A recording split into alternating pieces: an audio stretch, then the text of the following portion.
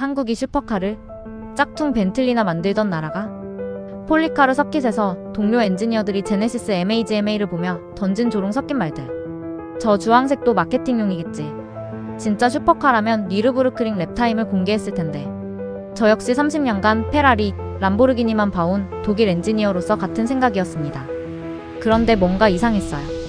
0에서 200까지 10.9초. 엔진 사운드가 유럽 슈퍼카 못지않게 깊고 정교했거든요. 설마 내가 틀렸던 건? 그리고 제네시스가 공개한 니르부르크링 기록을 본 순간 제 30년 경력이 완전히 뒤바뀌었습니다. 과연 그 숫자는 무엇이었을까요? 지금부터 그 충격적인 비밀을 이야기하도록 하겠습니다. 댓글에 대한민국 응원합니다로 함께해주세요. 저는 에릭 포겔이라고 합니다. 독일 미넨에서 태어나 자동차 엔진의 심장박동 소리를 들으며 자란 모터스포츠 엔지니어죠. 제 인생의 모든 순간은 빨간말과 황소, 그리고 영국 신사들의 우아한 포효 소리와 함께했습니다. 페라리의 V12 엔진이 내뿜는 그 절대적인 힘, 람보르기니의 야성적인 광기, 에스턴 마틴의 고풍스러운 우아함이 제가 알고 있는 슈퍼카의 전부였거든요. 그런데 지난 11월의 어느 쌀쌀한 오후, 남프랑스의 폴리카르 서킷에서 제 시선을 완전히 뒤흔든 존재가 나타났습니다.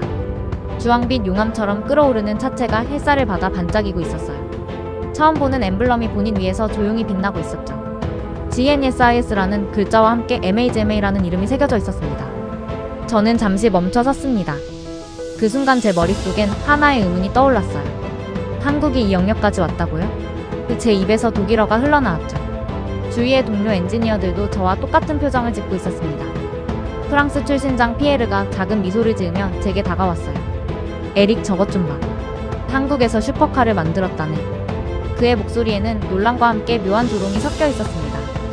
이탈리아 출신 마르코도 어깨를 으쓱하며 말했죠. 아시아의 가성비 왕국이 이제 우리 영역에 도전한다는 건가? 저는 그들의 반응이 그리 이상하지 않다고 생각했습니다. 사실 저 역시 같은 생각이었거든요. 한국이라고 하면 저에게는 항상 실용적이고 경제적인 이미지였어요.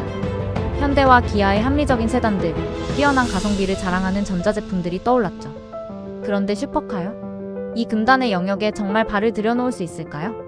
저는 30년간 이 업계에서 일하며 무수히 많은 슈퍼카를 보고 만져왔습니다. 독일 포르쉐의 정교함, 이탈리아 페라리의 예술성, 영국 맥라렌의 혁신성까지요. 각각의 슈퍼카에는 그 나라의 자동차 역사와 문화가 스며들어 있었어요. 100년이 넘는 모터스포츠 전통, 수십 년간 쌓아온 엔진 기술, 그리고 무엇보다 슈퍼카에 대한 깊은 철학이 담겨 있었거든요. 그런데 한국은 자동차 역사가 얼마나 될까요? 제가 알기로는 1970년대에 본격적으로 시작되었으니 50년 정도? 유럽의 명차 브랜드들이 100년 넘게 쌓아온 노하우를 과연 따라잡을 수 있을까요? 주위의 시선들이 점점 더 차가워지는 것을 느꼈습니다. 벨기에 출신 앙리가 코웃음을 치며 말했어요. 아무래도 마케팅 전략이겠지. 실제로는 기존 플랫폼을 조금 수정한 거 아닐까? 스페인 출신 카를로스도 고개를 끄덕였습니다. 맞아. 진짜 슈퍼카라면 니르부르크링에서 어떤 성능을 보여줄지 궁금하긴 하지만 그들의 말투에는 명백한 의심이 담겨 있었어요. 마치 한국이라는 브랜드 자체가 이 프리미엄 시장에 어울리지 않는다는 듯한 분위기였죠. 저도 모르게 그들의 의견에 동조하는 제 자신을 발견했습니다. 그 순간 제네시스 마그마의 문이 열리면서 한 사람이 내렸습니다. 깔끔한 정장을 입은 동양인 남성이었어요. 아마도 한국인 엔지니어인 것 같았습니다. 그는 주위의 시선들을 의식하는 듯 조심스럽게 차 주변을 둘러보더니 후드를 열기 시작했어요. 저는 호기심을 억누를 수 없었습니다. 과연 한국이 만든 슈퍼카의 심장은 어떤 모습일까요? 그래서 조용히 다가가 봤어요. 그런데 그 순간 제 눈에 들어온 것은 예상과는 완전히 다른 풍경이었습니다. 엔진룸 안에는 정교하게 설계된 V8 트윈터보 엔진이 자리 잡고 있었어요. 각각의 부품들이 마치 시계의 톱니다 바퀴처럼 정밀하게 배치되어 있었고 마감 처리도 유럽의 프리미엄 브랜드들 못지않게 완벽했습니다. 특히 엔진 커버에 새겨진 MAGMA 로고는 단순한 장식이 아니라 진짜 자신감의 표현처럼 보였어요. 그날 제 호기심은 아주 조용히 그러나 깊게 흔들리기 시작했습니다. 과연 이 한국산 슈퍼카가 진짜일까요? 아니면 단순한 포장일까요? 그 답을 찾기 위한 제 여정이 바로 그 순간부터 시작되었습니다.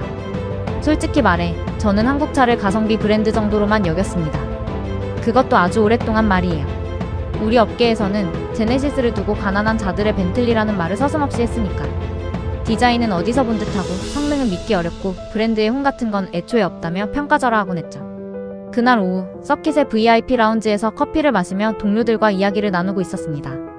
프랑스 르망 24시 우승 경험이 있는 베테랑 엔지니어 피에르가 창밖을 바라보며 말했어요. 에릭, 저 제네시스 말인데 진짜로 포르쉐 911 터보 S와 붙을 수 있을까? 저는 어깨를 으쓱하며 대답했습니다. 글쎄요. 아마 컨세카일 거예요. 실제 양사는 다른 이야기겠죠. 이탈리아에서 온 마르코가 웃음을 터뜨렸어요. 한국 사람들은 참 야심차긴 해. 그런데 슈퍼카는 단순히 마력만으로 되는 게 아니잖아. 그의 말에 모두가 고개를 끄덕였습니다. 사실 우리 모두가 같은 생각이었거든요. 슈퍼카라는 건 단순히 빠른 차가 아니라 기술력과 역사, 그리고 무엇보다 브랜드의 철학이 축적된 결과물이라는 것을 누구보다 잘 알고 있었으니까요. 저는 제 경험을 떠올려 봤습니다. 처음 페라리 488GTB 엔진을 분해했을 때 그 경이로움을 말이에요. 각각의 부품 하나하나에 70년 넘는 레이싱 노하우가 스며들어 있었어요. 람보르기니의 V12 엔진에서 느꼈던 그 원시적 힘도 마찬가지였죠. 단순히 성능만이 아니라 그 브랜드만의 독특한 개성과 철학이 엔진음에 녹아들어 있었습니다. 그런데 한국은 그런 연대기를 갖고 있을까요? 제가 알기로는 현대자동차가 본격적으로 자체 엔진을 개발하기 시작한 게 1990년대였어요. 유럽의 프리미엄 브랜드들이 100년 넘게 쌓아온 노하우와 비교하면 턱없이 짧은 시간이었죠. 영국에서 온 제임스가 태블릿을 보며 말했어요. 여기 보니까 제네시스 마그마의 제로백이 3.4초라고 나와있네. 맥라렌 720S와 비슷한 수준인데? 벨기에 출신 앙리가 코웃음을 쳤습니다. 숫자야 뭐든 쓸 수 있잖아. 문제는 실제 성능이지. 그의 말에는 명백한 불신이 담겨 있었어요. 사실 저도 비슷한 생각이었습니다. 카탈로그 스펙과 실제 퍼포먼스는 전혀 다른 문제거든요. 특히 슈퍼카에서는 더욱 그래요. 스페인 출신 카를로스가 스마트폰을 들며 말했죠. 유럽 자동차 매체들 반응도 비슷해. 대부분 회의적이야. 아시아의 신생 럭셔리 브랜드가 유럽 슈퍼카 시장에 도전한다는 식으로 보도하고 있어. 저는 그 기사들을 직접 찾아봤습니다. 독일의 유명한 자동차 전문지에서는 동양의 도전자, 과연 진정성이 있을까? 라는 제목으로 기사를 썼더군요. 영국의 톱기어 매거진에서도 제네시스 마그마, 야심찬 시도인가 무모한 도전인가? 라는 다소 비판적인 톤의 리뷰를 올렸어요. 그런데 저는 왜 이렇게 불편했을까요? 한국이 이 세계에 들어오려는 걸 나는 왜 이렇게 거부감을 느끼는 걸까요? 서킷 근처 호텔로 돌아가는 길에 저는 스스로에게 질문을 던져봤습니다. 혹시 제가 가지고 있는 편견이 너무 깊은 건 아닐까요? 아니면 정말로 한국이라는 브랜드가 슈퍼카 영역에 어울리지 않는 걸까요? 다음날 아침 서킷의 기자석에서 더욱 노골적인 대화들이 오갔습니다. 독일 아우토모토운트 스포츠의 기자가 말했어요. 제네시스가 뉘르부르크링 랩타임을 공개한다고 하던데 과연 얼마나 나올까? 프랑스 오토플러스의 기자가 비웃음을 지었습니다. 7분 30초 정도 나오면 다행이지 않을까? 포르쉐 911 터보 S가 7분 17초인데 이탈리아 콰트로로테의 기자도 고개를 저었어요. 솔직히 말해서 한국차는 아직 그 레벨이 아니야. 제네시스 G90도 BMW 7 시리즈나 벤츠 S클래스에 비하면 격이 다르거든. 그들의 말을 들으며 저는 점점 더 복잡한 감정을 느꼈습니다. 한편으로는 그들의 말이 맞다고 생각했어요. 실제로 유럽의 프리미엄 브랜드들이 쌓아온 기술력과 브랜드 가치는 쉽게 따라잡을 수 있는 게 아니니까요. 하지만 다른 한편으로는 이상한 기분이 들었습니다. 혹시 우리가 한국을 너무 과소평가하고 있는 건 아닐까요? 이미 현대와 기아는 세계적인 자동차 브랜드로 자리 잡았잖아요. 디자인 측면에서도 최근 몇 년간 눈에 띄게 발전했고요. 그때 한 가지 생각이 떠올랐습니다. 일본 자동차들도 처음에는 비슷한 대우를 받았었죠. 1970년대까지만 해도 토요타나 닛산은 단순한 저가 브랜드로 여겨졌어요. 그런데 지금은 어떤가요? 렉서스는 벤츠, BMW와 당당히 경쟁하고 있고 닛산 GT-한 슈퍼카 영역에서 인정받고 있잖아요. 혹시 한국도 그런 과정을 거치고 있는 건 아닐까요? 그날 저녁 호텔바에서 혼자 와인을 마시며 생각에 잠겼습니다. 창밖으로 보이는 서킷에는 여전히 그 주황색 제네시스 마그마가 서 있었어요. 조명을 받아 반짝이는 차체가 마치 도전장을 내미는 것 같았습니다. 저는 문득 궁금해졌습니다. 과연 저 차는 진짜일까요? 아니면 정말로 우리가 생각하는 것처럼 겉만 번지르르한 가짜일까요? 그 답을 알기 위해서는 직접 확인해봐야 할 것 같았어요. 바로 그때부터 제 마음속에 작은 변화가 일어나기 시작했습니다. 다음날 아침 서킷에서 진짜 충격적인 순간을 마주했습니다. MHMA 엔진 사운드를 직접 듣게 된 거예요. 엔진이 시동을 걸 때 울려 퍼진 그 저음은 제가 지금까지 들어본 어떤 V8과도 달랐습니다. 깊고 무게감 있으면서도 정교하게 조율된 소리였어요. 마치 100년 넘는 엔진 역사를 가진 브랜드들의 것처럼 말이죠. 그 순간 저는 스스로에게 분노했습니다. 왜 난 이 차가 뛰어날 가능성을 처음부터 지워버렸을까? 제 마음속 깊은 곳에서 불편한 진실이 고개를 들었어요. 마치 100년 가까이 자동차 헤리티지를 쌓아온 유럽만이 고급 브랜드의 자격이 있는 것처럼 저는 기술을 말하면서도 결국 역사라는 기득권의 안락함 속에 숨어 있었던 겁니다. 피트레인에서 한국인 엔지니어 한 분과 마주쳤어요. 나이는 40대 초반쯤 되어 보였고 차분하면서도 자신감 넘치는 모습이었습니다. 그분이 MHMA의 보닛을 열고 엔진을 점검하는 모습을 지켜봤는데 그 손길이 예사롭지 않았어요. 마치 수십 년간 슈퍼카를 만져온 베테랑처럼 능숙하고 정확했거든요. 그런데 주위의 반응은 여전히 차가웠습니다. 독일 출신 클라우스가 비꼬는 투로 말했어요. 한국 차는 튼튼해도 영혼이 없어. 그냥 기계일 뿐이야. 프랑스 출신 로랑도 고개를 저었습니다. 저 색깔 좀 봐. 주황색이라니. 마케팅용으로 눈에 띄려고 하는 게 뻔해. 이탈리아 출신 안토니오가 웃으며 덧붙였어요. 페라리 빨강이나 람보르기니 노랑처럼 역사가 있는 색깔이 아니잖아. 그냥 튀려고 하는 거지. 그 말들을 들을 때마다 이상하게 제 가슴이 답답했습니다. 저는 기술자의 눈으로 보고 있다고 생각했지만 제 안의 편견 역시 시스템처럼 작동하고 있었죠. 그리고 그 편견이 MHMA를 바라보는 제 시선을 계속 흐리고 있었어요. 점심시간 VIP 라운지에서 더욱 노골적인 대화가 오갔습니다. 스위스에서 온 펠릭스가 태블릿을 보며 말했어요. 여기 보니까 제네시스가 바이어른 링에서 테스트를 했다는데 랩타임을 공개하지 않네. 영국 출신 나이젤이 비웃었습니다. 당연하지. 공개할 만한 성적이 나오지 않았으니까. 아마 8분은 좋게 넘었을걸. 벨기에 출신 미셀이 고개를 끄덕였어요. 맞아. 진짜 실력이 있다면 당당하게 공개했을 테니까. 저는 그들의 말을 들으며 점점 더 불편해졌습니다. 과연 우리가 공정하게 판단하고 있는 걸까요? 아니면 단순히 선입견에 사로잡혀 있는 건 아닐까요? 그때 한 가지 기억이 떠올랐어요. 2008년에 현대자동차가 제네시스 세단을 처음 출시했을 때의 반응들 말이에요. 당시 유럽 언론들은 현대가 럭셔리 세단을 만든다고 라며 비웃었습니다. 그런데 지금은 어떤가요? 제네시스 G90은 벤츠 S클래스나 BMW 7 시리즈와 당당히 경쟁하고 있잖아요. 혹시 우리가 똑같은 실수를 반복하고 있는 건 아닐까요? 오후에 서킷을 둘러보며 다른 슈퍼카들과 MHMA를 비교해봤습니다. 나란히 서있는 포르쉐 911 터보 S, 맥라렌 720S, 그리고 페라리 F8 트리부토 옆에 선 MHMA는 확실히 이질적이었어요. 하지만 그 이질감이 단순히 품격의 차이 때문일까요?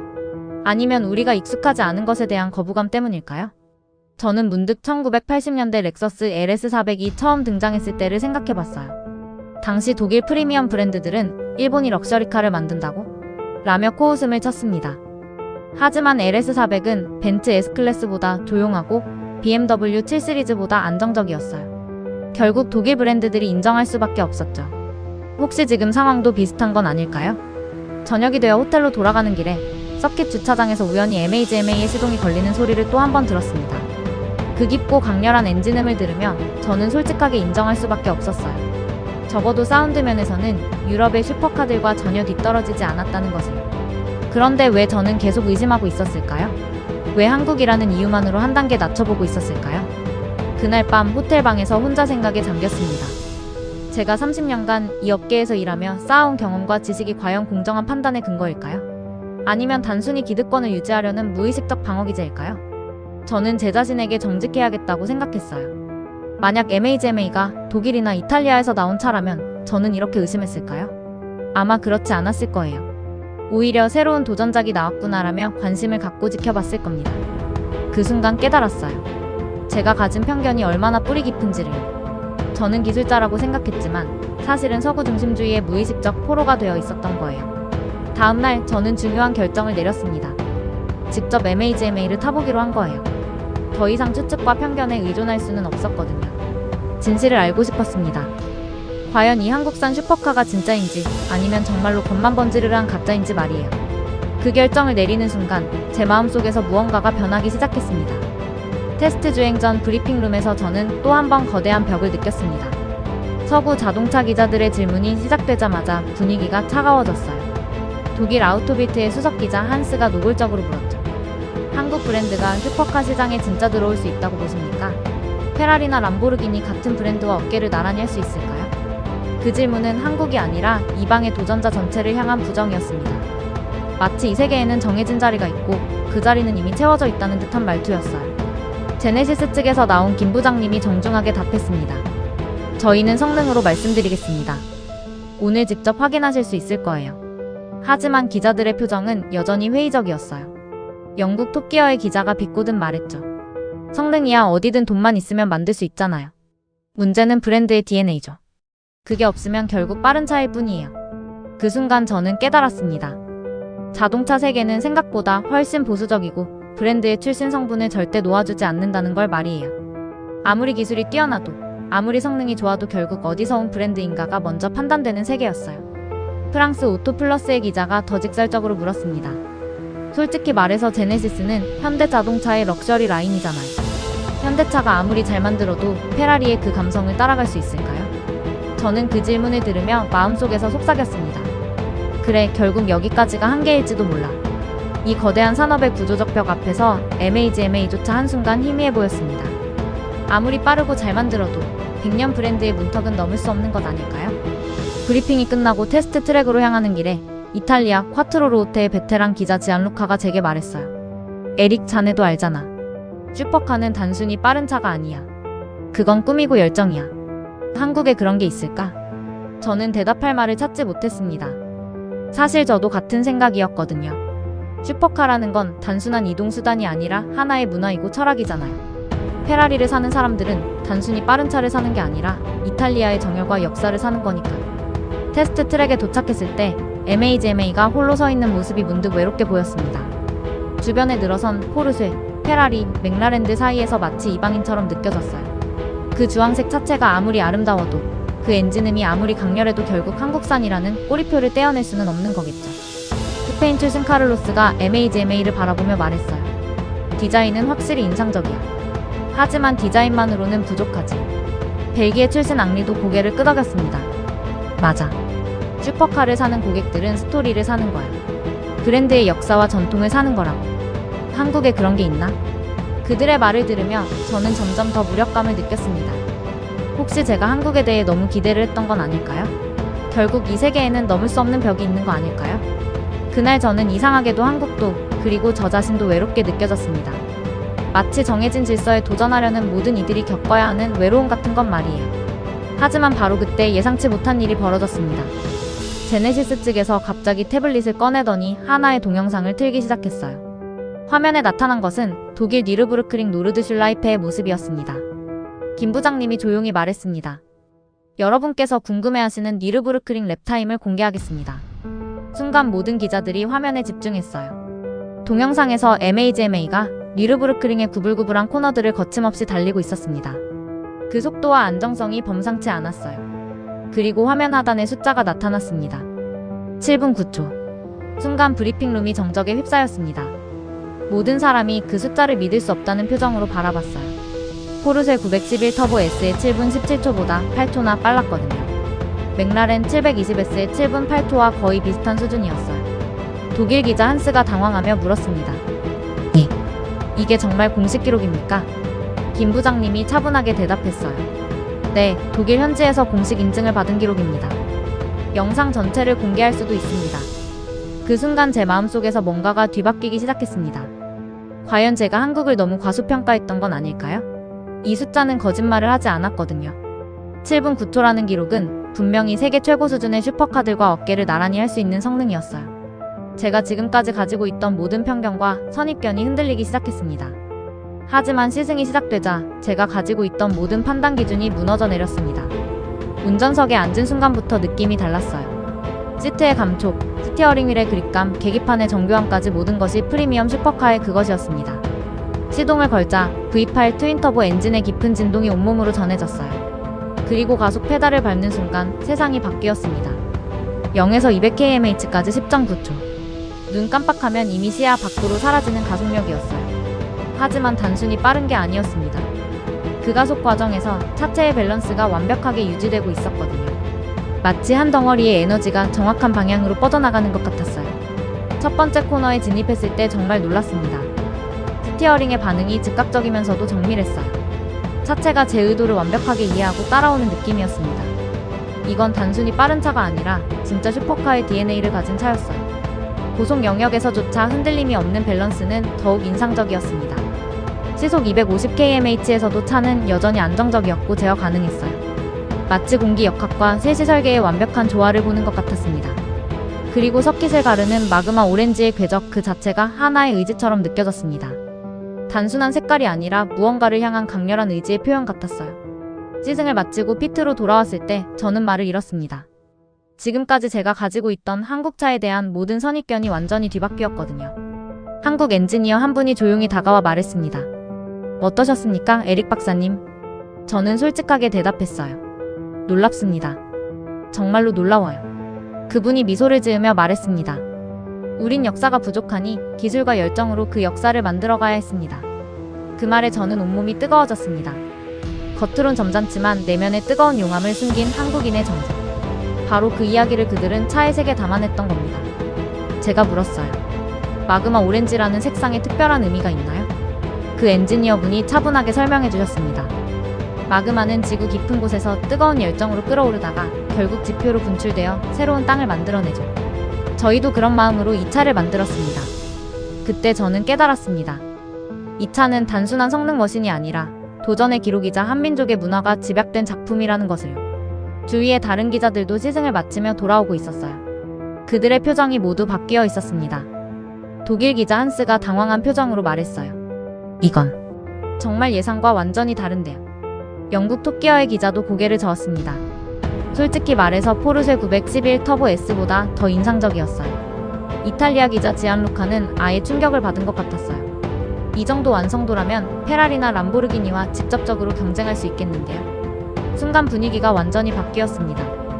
아침까지만 해도 회의적이었던 모든 사람들이 MHMA의 성능에 압도당한 거예요. 프랑스 기자 로랑이 제게 다가와 말했습니다. 에릭, 솔직한 평가를 해주세요. 엔지니어로서 이 차를 어떻게 보시나요? 저는 잠시 생각하다가 정직하게 대답했어요. 제가 지금까지 가지고 있던 모든 편견이 잘못되었다는 걸 인정할 수밖에 없네요. 이 차는 진짜 슈퍼카입니다. 그날 저녁 호텔에서 동료들과 이야기를 나누며 놀라운 사실을 알게 되었습니다. MHMA의 개발 과정에서 한국 엔지니어들이 얼마나 많은 노력을 기울였는지 말이에요. 독일 니르부르크링에서만 수백 번의 테스트를 반복했고 유럽의 최고 부품 공급 업체들과 직접 협업했다고 하더군요. 그제서야 깨달았습니다. 한국은 단순히 빠른 차를 만든 게 아니라 진짜 슈퍼카의 철학을 이해하고 그것을 자신들만의 방식으로 구현해낸 거였어요. 그날 밤 저는 제 자신에게 부끄러움을 느꼈습니다. 30년간 이 업계에서 일하며 쌓아온 경험이 오히려 편견의 벽이 되어 있었던 거예요. 진정한 기술자라면 선입견 없이 순수하게 성능과 기술로 평가했어야 했는데 말이죠. MHMA는 저에게 중요한 교훈을 주었습니다. 진정한 혁신은 예상치 못한 곳에서 나온다는 것을요. 그날 저녁 제네시스 팀과의 공식 만찬에서 저는 한국의 진짜 이야기를 들었습니다. 한국 엔지니어들은 자신들의 역사를 전혀 숨기지 않았어요. 개발팀장인 박상무님이 조용히 말씀하셨습니다. 에릭 박사님, 우린 드럼통을 펴서 택시를 만들던 나라에서 시작했습니다. 그 말을 들었을 때 설명할 수 없는 울림이 가슴에서 솟구쳤습니다. 1960년대 한국의 모습이 머릿속에 그려졌어요. 전쟁의 폐허 속에서 미군이 버린 드럼통을 펴서 차체를 만들고 그것으로 택시를 운행했다는 이야기 말이에요. 박상무님이 계속 말씀하셨어요. 그때 우리에겐 기술도 없었고 자본도 없었습니다. 하지만 우리도 한번 잘 살아보자는 뜨거운 마음만은 있었죠. 저는 그 순간 깨달았습니다. 유럽이 수십 년, 아니 100년 넘게 쌓아온 길을 한국은 단 50년 만에 뛰어넘었다는 것을요. 그것은 단순한 효율성이나 기술력만으로는 설명할 수 없는 기적이었어요. 옆에 앉은 김 차장님이 부드럽게 말씀하셨습니다. MHMA를 만들면서 가장 힘들었던 건 기술적 문제가 아니었어요. 과연 우리가 이 영역에 들어갈 자격이 있을까 하는 의문이었습니다. 그 말에 저는 마음이 아팠어요. 제가 그들을 바라보던 시선이 바로 그런 의문을 심어준 거 아닐까요? 박상무님이 창밖을 바라보며 말씀하셨어요. 하지만 우리는 포기하지 않았습니다. 우리 아버지 세대가 맨손으로 이 나라를 일으켜 세웠듯이 우리도 한국의 기술로 세계 최고의 슈퍼카를 만들어보자고 다짐했죠. 그때 저는 처음으로 한국의 기술을 기술로만 보지 않고 문화와 정신의 산물로 바라보게 되었습니다. MHMA는 단순히 빠른 자동차가 아니라 한국이 걸어온 눈물의 역사까지 달리고 있었던 거예요. 반면 호텔 로비에서는 다른 풍경이 펼쳐지고 있었습니다. 아침까지만 해도 한국을 조롱하던 서구 기자들이 조용해져 있었어요. 독일 기자 한스는 동료들과 이야기하다가도 중간중간 말을 잃곤 했습니다. 이탈리아 기자 지안루카가 프랑스 기자 로랑에게 말했어요. 솔직히 말해서 오늘 시승은 예상과 완전히 달랐어. 이거 어떻게 기사로 써야 할지 모르겠네. 로랑이 고개를 저었습니다. 나도 마찬가지야. 아침에 회사에서 한국차의 한계라는 제목으로 기사를 써달라고 했는데 이제 어떻게 설명하지? 영국 톱기어의 기자도 전화통화를 하며 당황하는 모습이었어요. 아니야, 정말로 놀라운 성능이었어. 포르쉐 911 터보 S보다 빠르다니요. 응? 거짓말 아니야. 그들의 모습을 보며 저는 복잡한 감정을 느꼈습니다. 어제까지만 해도 저 역시 그들과 같았거든요. 한국이라는 이유만으로 한 단계 낮춰보고 미리 결론을 내려버렸었죠. 다음날 아침 각국 언론의 반응이 쏟아지기 시작했습니다. 독일 아우토빌트는 동양에서 온 충격, 제네시스 MHMA라는 제목의 기사를 올렸어요. 영국 톱기어는 한국이 슈퍼카 게임의 룰을 바꾸다라고 보도했습니다. 가장 놀라운 건 이탈리아 언론의 반응이었어요. 슈퍼카의 본고장이라고 자부하던 이탈리아 콰트로루오테에서 페라리의 새로운 라이벌 등장이라는 헤드라인을 달았거든요. 하지만 정작 한국 엔지니어들은 여전히 조용했습니다. 승리를 자랑하거나 과시하지 않았어요. 그저 묵묵히 자신들의 일을 해나갈 뿐이었습니다. 박 상무님이 제게 말씀하셨어요. 우리는 아직 시작에 불과합니다. 진짜 중요한 건 지속적으로 발전해 나가는 것이죠. 그 말에서 저는 한국인들의 특별한 정신을 발견했습니다. 성공에 취하지 않고 계속 앞으로 나아가려는 자세 말이에요. 그것이야말로 한국이 50년 만에 이룬 기적의 원동력이었던 것 같아요. 마지막 날 서킷을 떠나기 전에 다시 한번 MHMA를 바라봤습니다. 그 주황색 차체가 이제는 전혀 다르게 보였어요.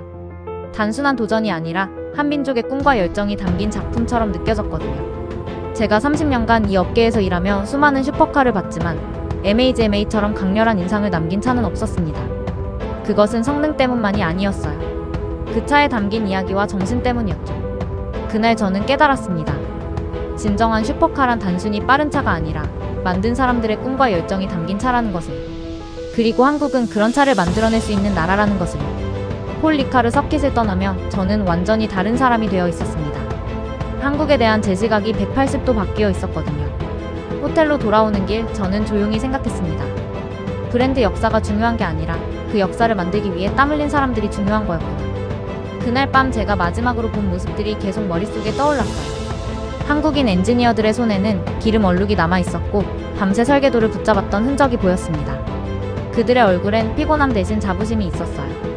특히 김 차장님이 MHMA의 엔진룸을 점검하던 모습이 잊히지 않았습니다. 그분의 손길은 마치 자신의 아이를 어루만지듯 부드러우면서도 정확했어요. 30년간 엔진을 만져온 저도 감탄할 정도로 숙련된 손길이었거든요. 그 순간부터 제 세계관이 조금씩 바뀌었습니다. 한국차가 아니라 한국 사람을 보게 된 거예요. 그리고 저는 그들에 대한 존중을 배우기 시작했습니다. 다음 주 미넨에 있는 제 연구소로 돌아왔을 때 동료들이 제게 물었어요. 에릭, 한국 슈퍼카는 어땠어? 저는 잠시 망설이다가 정직하게 대답했습니다. 제가 지금까지 가져온 모든 편견이 틀렸다는 걸 깨달았습니다. 동료들이 놀란 표정을 지었어요. 독일 포르쉐에서 온 마르틴이 물었죠. 정말로 그 정도였나? 저는 고개를 끄덕였습니다. 성능만이 아니에요. 그들이 가진 열정과 철학이 정말 인상적이었어요. 그날부터 저는 완전히 달라졌습니다. 제가 운영하는 연구소에서도 브랜드의 출신보다는 기술 자체에 집중하기 시작했어요. 그리고 아시아 자동차 기업들과의 협업 기회를 적극적으로 모색하기 시작했죠. 몇 주 후 놀라운 소식이 들려왔습니다. 독일의 유명한 자동차 부품 회사 보쉬에서 제네시스와의 기술 협력을 공식 발표한 거예요. 이탈리아의 브렘보도 MHMA를 위한 고성능 브레이크 시스템 개발에 참여한다고 했습니다. 가장 놀라운 건 영국 맥라렌의 반응이었어요. 맥라렌 CEO가 직접 한국을 방문해서 제네시스와의 기술 교류 가능성을 논의했다는 소식이 들렸거든요. 유럽 자동차 업계 전체가 흔들리기 시작했습니다. 더 이상 한국을 무시할 수 없게 된 거예요. 독일 아우토모토운트 스포츠의 편집장이 저에게 전화를 걸어왔어요. 에릭, 제네시스에 대한 특집 기사를 쓸 건데 인터뷰 좀 도와주실 수 있나요? 당신이 직접 경험하신 이야기를 듣고 싶어요. 프랑스 르망 24시 주최 측에서도 연락이 왔습니다. 내년 르망에 제네시스 참가를 검토 중인데 기술 자문을 맡아주실 수 있겠습니까? 저는 그 모든 제안을 흔쾌히 받아들였습니다. 한국의 기술력이 정당하게 평가받기를 원했거든요. 몇 달 후 제네시스 본사에서 저를 초청했습니다. 한국을 직접 방문한 것은 처음이었어요. 서울에 도착했을 때의 충격은 이루 말할 수 없었습니다. 거리를 가득 메운 현대와 기아의 최신 모델들, 그리고 그 사이사이로 보이는 제네시스 차량들의 모습이 마치 미래 도시 같았어요. 특히 강남의 제네시스 하우스에 갔을 때는 정말 놀랐습니다. 유럽의 어떤 프리미엄 브랜드 전시장보다도 세련되고 고급스러웠거든요. 한국 제네시스 팀과의 미팅에서 더욱 놀라운 사실을 알게 되었습니다. 그들이 이미 다음 세대 슈퍼카 개발에 착수했다는 거예요. 전기 슈퍼카, 수소 슈퍼카까지 동시에 연구하고 있었습니다. 박 상무님이 말씀하셨어요. 에릭 박사님, 우리는 지금까지의 성공에 만족하지 않습니다. 진짜 목표는 미래 모빌리티의 표준을 만드는 것입니다. 그 말을 들으며 저는 한국의 진짜 저력을 느꼈습니다. 단순히 기존 기술을 따라가는 것이 아니라 새로운 길을 개척하려는 의지 말이에요. 한국 방문을 마치고 독일로 돌아와서 저는 중요한 결정을 내렸습니다. 제 연구소와 제네시스 간의 공식적인 기술 협력 협정을 체결하기로 한 거예요. 동료들이 물었습니다. 에릭, 정말로 괜찮은 결정인가요? 아직 한국 브랜드는 유럽에서 검증이 부족한데? 저는 확신에 찬 목소리로 대답했어요. 브랜드는 만들어지는 거예요. 그리고 지금 한국이 바로 그 역사를 써나가고 있습니다. 1년 후 제네시스 MHMA가 독일 뉴르부르크링에서 또 다른 기록을 세웠다는 소식이 들렸습니다. 개량된 버전으로 7분 3초를 기록한 거예요. 포르쉐 911GT RS의 6분 47초에는 못 미쳤지만 양산형 슈퍼카로서는 경이로운 성능이었죠. 더 놀라운 건 유럽 언론들의 반응이었어요. 더 이상 한국산이라는 꼬리표를 달지 않고 그냥 MHMA라고 부르기 시작한 거예요. 마치 페라리나 람보르기니처럼 말이죠. 영국 톱기어에서는 올해의 슈퍼카 후보에 MHMA를 올렸습니다. 독일 아우토빌트는 미래 슈퍼카의 새로운 기준이라고 평가했어요. 그 모든 변화를 지켜보며 저는 깊은 감동을 느꼈습니다. 1년 전 폴 리카르 서킷에서 만난 그 주황색 차가 이제는 전 세계 슈퍼카 시장의 새로운 표준이 되고 있었거든요. 무엇보다 한국 엔지니어들의 조용한 자신감이 인상적이었어요. 그들은 여전히 과시하지 않았습니다. 그저 더 좋은 차를 만들기 위해 묵묵히 노력할 뿐이었죠. 지금 저는 확신할 수 있습니다. 제네시스 MHMA는 단순한 슈퍼카가 아니라 새로운 시대의 시작을 알리는 상징이라는 것을. 그리고 한국은 이미 슈퍼카 세계의 당당한 일원이 되었다는 것을. 30년간 이 업계에서 일하며 수많은 변화를 봐왔지만 이보다 극적인 변화는 없었습니다. 한국이 보여준 것은 단순한 기술적 성취가 아니라 꿈을 현실로 바꾸는 힘이었어요. 그 힘 앞에서 저는 겸손해질 수밖에 없었습니다. 지금 2년이 흘렸습니다. 제가 폴리카르 서킷에서 처음 MHMA를 본 그날로부터 말이에요. 오늘 아침 위넨의 제 연구소에 놀라운 소식이 들려왔습니다. 제네시스가 이번에는 전기 슈퍼카 MHMA EV를 공개한다는 거예요. 0에서 100kmh까지 2.8초, 최고 출력 800마력이라는 경이로운 스펙이었습니다. 하지만 숫자보다 더 놀라운 건 전 세계 자동차 업계의 반응이었어요. 더 이상 아무도 한국산이라는 말을 하지 않았습니다. 그냥 제네시스의 새로운 도전이라고 부르고 있었거든요. 이탈리아 람보르기니 CEO가 직접 코멘트를 발표했습니다. 제네시스는 이미 우리와 동등한 파트너입니다. 그들의 도전이 우리 모두를 더 발전하게 만들고 있어요. 독일 포르쉐에서도 제네시스와의 기술 교류를 공식 제안했다고 하더군요. 2년 전 그들이 한국을 바라보던 시선을 생각하면 격세지감이었어요. 오늘 저녁 서울에서 열리는 MHMA EV 공개 행사에 참석하기 위해 비행기에 올랐습니다. 창밖으로 보이는 구름 사이로 생각이 흘러갔어요. 한국은 아직 100년 브랜드가 아닙니다. 완벽하지도 않아요. 여전히 부족한 부분들이 있죠. 하지만 저는 확신합니다. 한국은 진심으로 세계를 향해 달리고 있다는 것을. 인천공항에 도착해서 한국 땅을 다시 밟았을 때 2년 전과는 완전히 다른 기분이었어요. 이제 한국은 제게 단순한 방문지가 아니라 존경하는 파트너의 나라였거든요. 서울 강남의 제네시스 하우스에서 열린 공개 행사장은 전 세계에서 온 자동차 전문가들로 가득했습니다. 독일, 이탈리아, 영국, 프랑스에서 온 기자들과 엔지니어들이 한국의 기술을 보기 위해 모여든 거예요. 박 상무님이 무대에 올라 조용히 말씀하셨습니다. MHMA EV는 우리의 새로운 시작입니다. 과거의 성과에 만족하지 않고 미래를 향해 계속 달려가겠습니다. 그 말에는 자랑이나 과시가 전혀 없었어요. 그저 더 나은 미래를 만들어가겠다는 조용한 의지만 있었죠. MHMA EV가 공개되는 순간 모든 사람들이 숨을 멈췄습니다. 기존 MHMA의 역동적인 디자인에 미래적인 요소가 더해진 모습이었어요. 특히 차체에서 발산되는 블루 라이팅은 마치 전기의 힘을 시각화한 것 같았습니다. 시승 체험이 시작되자 저는 다시 한번 놀랐어요. 전기차 특유의 조용함 속에서도 MHMA만의 강렬한 개성이 그대로 살아있었거든요. 가속 페달을 밟는 순간의 그 즉시성과 힘은 내연기관 슈퍼카와는 완전히 다른 차원의 경험이었습니다. 행사가 끝나고 조용한 카페에서 김 차장님과 이야기를 나눴어요. 에릭 박사님, 2년 전 처음 만났을 때와 지금 기분이 어떻게 다르신가요? 저는 잠시 생각하다가 솔직하게 대답했습니다. 그때는 한국이 슈퍼카를 만들 수 있을까 의심했어요. 지금은 한국이 슈퍼카의 미래를 만들어가고 있다고 확신합니다. 김 차장님이 미소를 지으며 말씀하셨어요. 사실 저희도 처음엔 두려웠어요. 과연 우리가 이 분야에서 인정받을 수 있을까 하고 말이죠. 그 솔직한 고백에 저는 마음이 뜨거워졌습니다. 그들도 처음엔 불안했다는 거잖아요. 하지만 그 불안을 극복하고 여기까지 온 거죠. 호텔로 돌아가는 길에 한강을 바라봤습니다. 강물 위로 서울의 야경이 반짝이고 있었어요. 그 불빛들 하나하나가 마치 한국인들의 꿈을 상징하는 것 같았습니다. MHMA의 엔진 소리를 처음 들으며 저는 생각했습니다. 드럼통을 펴서 택시를 만들던 사람들이 이제는 세계 정상급 슈퍼카를 만들고 있다면 그 나라의 미래는 누구도 예측할 수 없다고 말이에요. 한국의 도전은 아직 시작일 뿐입니다. 앞으로 그들이 어떤 놀라운 일들을 해낼지 저는 정말 기대가 됩니다. 그리고 그 도전 속에는 제가 처음엔 몰랐던 뜨겁고도 순한 한국인의 마음, 바로 그 진심이 있다는 걸 이제는 압니다. 비행기가 이륙하며 서울의 불빛들이 점점 작아져 갔습니다. 하지만 제 마음속에는 한국에 대한 존경과 기대가 더욱 커져가고 있었어요. 30년간 자동차 업계에서 일하며 수많은 변화를 봤지만 한국만큼 극적이고 감동적인 변화를 보여준 나라는 없었습니다. 이제 저는 확신합니다. 제네시스 MHMA는 단순한 자동차가 아니라 한국의 선언이었다는 것을. 우리도 할 수 있다는 조용하지만 강력한 선언 말이에요. 그리고 그 선언은 이미 현실이 되었습니다.